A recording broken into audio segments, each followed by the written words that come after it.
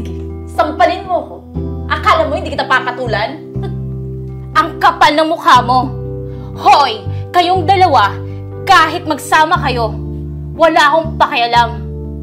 At hindi porket matagal na kayo dito, ay takot ako.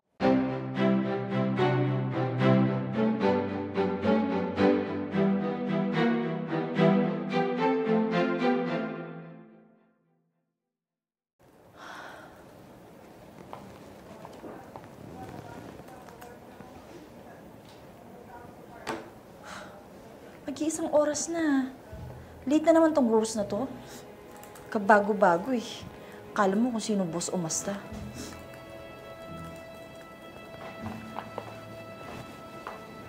Hey! Where's Suki? She's not yet in the office? I think I'm the one who come late to the office. Kanina pa siya dumating. Pinatawag lang ni boss kasi may pinagawa sa kanya. Actually, ikaw lang naman yung laging late pumasok dito sa office. Pardon? Are you accuse me? I was late today.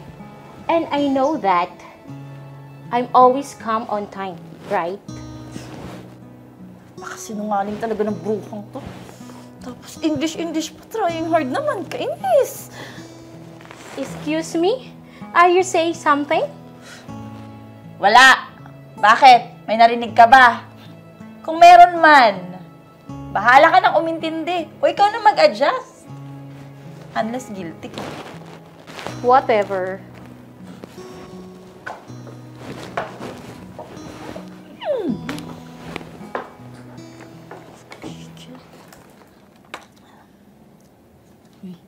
Alam mo, ayoko talagang kasama sa trabaho yung Rose na yan. Bukod sa feeling, boss, alam mo ba, English pa ng English. Puro naman tayo Pinoy nakatrabaho niya dito, di ba? Ako, pareho tayo nung nararamdaman, sis. Imagine, kabago-bago niya lang dito sa office, pero ganun na siya umasta.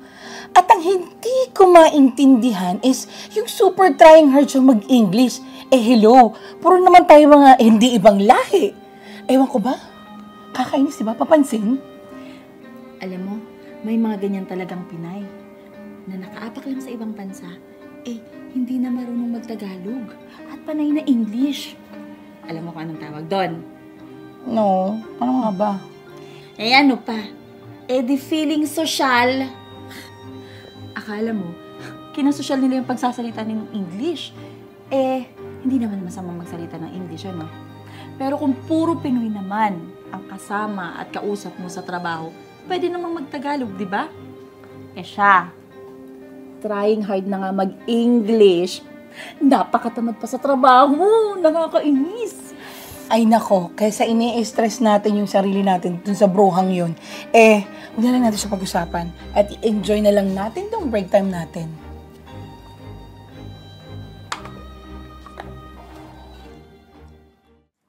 Hoy, girl.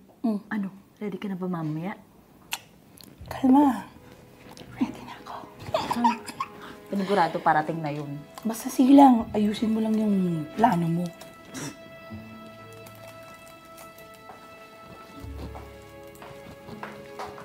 Oh, I thought I was the first one to come to the office.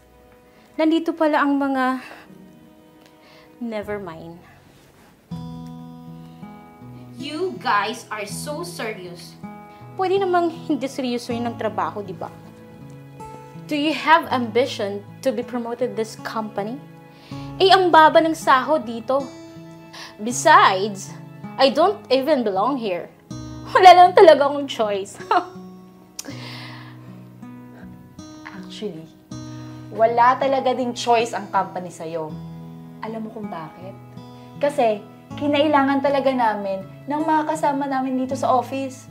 Kaso, ang napunta sa amin, yung tulad mong trying hard na nga mag-English, akala mo pa, may-ari ng kumpanya.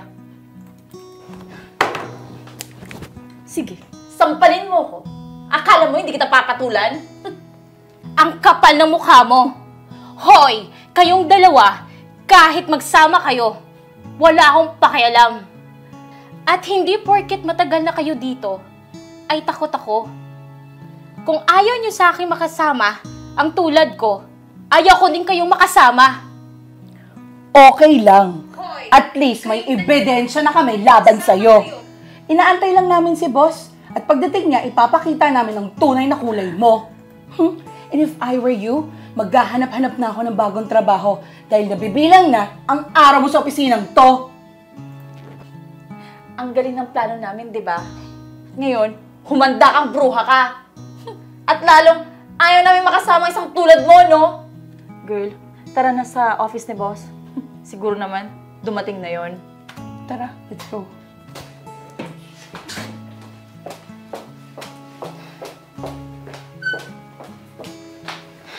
Mga sipsep! I received a complaint about you, Rainrose, at malakas ang patunay hinggil sa behavior mo. Actually, noon pa may nakakarating sa akin tungkol sa mga bagay na yan. I gave you chance kasi bago ka pa lang dito. But this time, I have no choice but to terminate you. Sir, you can just terminate me right away.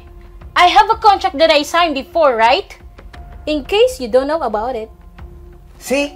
Is that how you talk to your boss? Ikaw pang may gana magmalaki? In case you forget, Rainrose, ipapaalala ko lang sa'yo na kahit anong gusto kong gawin sa empleyado ko, I can do it right away. Kahit may pinirmahan pa yung kontrata, I don't care. At tama nga ang sinabi nila, na kahit Pinoy ang kaharap mo, gumagamit ka pa rin ng wikang banyaga. Pinapakita mo lang na hindi ka karapat-dapat magtagal sa kumpanyang ito. So I suggest na paglabas mo dito, umpisa mo na ligpitin ang gamit mo. Dahil hindi na kita kailangan dito! Actually, ayoko naman talaga magtrabaho dito sa pipitsuging kampanya na to. And I deserve more than this cheap company.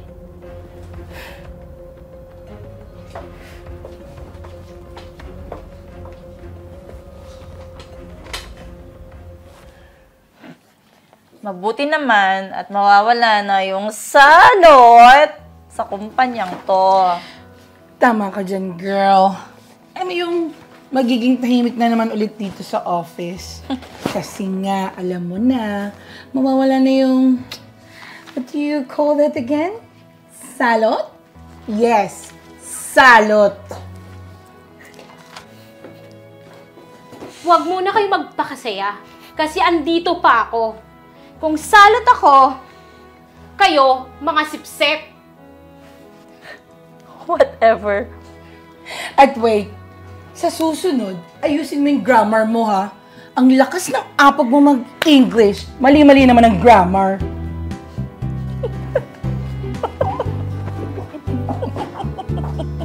Wait,